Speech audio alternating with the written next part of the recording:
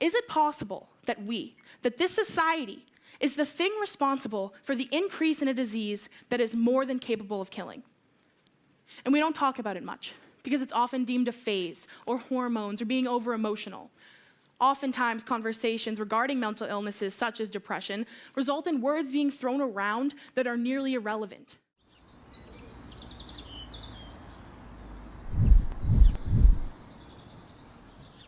My name is Nikki, and I'm part of the Carebaron project. Our mission is to remove the stigma about mental health. A stigma is a negative stereotype, and a stigma of mental health is where people believe that mental health isn't a real problem, and how people joke about it. Like, for example, people would say, like, oh, I have depression, but in reality they don't, or they joke about killing themselves, when in reality there's many people actually having that real thought. Due to the stigma, people are afraid to acknowledge that they need help because they feel that society will judge them, that they're unpredictable, or that they have anger issues. Hi, I'm Serena Nguyen, and I'm one of the members who run the carebarons Instagram account. So this is a social media platform where students of Fountain Valley or anywhere can look at inspirational posts and also access hotlines such as the suicide prevention hotline, and also they're free to DM us with any questions they have about mental illness. We also post inspirational posts that let the students know that they're not alone and that everyone else experiences these things too.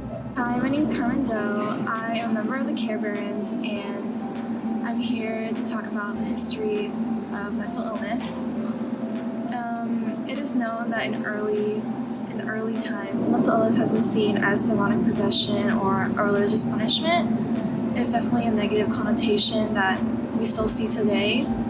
And because of this negative connotation, there has been stigmatization that has grown and is still present. In the United States, the mental health system is very poor, and many are being put into jail or serving time for their own actions that they cannot control and they need care for. So we are trying to give out a message to get rid of the negative stigma and be able to give the care that these people need. Hi, I'm Olivia, and I'm a member of the Carebarons. So I've dealt with mental illness for a lot of my life, and over the years that I've had it, I've learned how to develop coping mechanisms such as like self-care and like going to therapy. Self-care is very specific to each person. It's really important to find out what works best for you, because maybe sleeping in and taking a bath will work for you, but maybe it won't for other people. Maybe they'll like to go out and exercise or something. So it's really specific to everyone with mental illness. Therapy has also been extremely helpful to me. Even if I have weeks that are going really well, it's always really nice to be able to talk to someone just about what's going on from a non-biased point of view.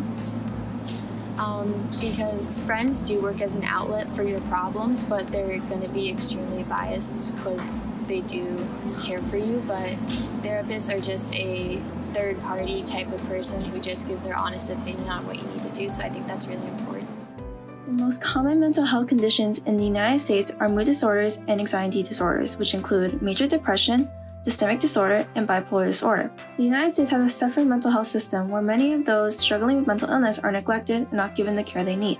It is time to end the stigma that is placed on mental illness. We must recognize the importance of mental health and understand that many are suffering from it. These people need our help to overcome their inner struggles and not left to battle it alone.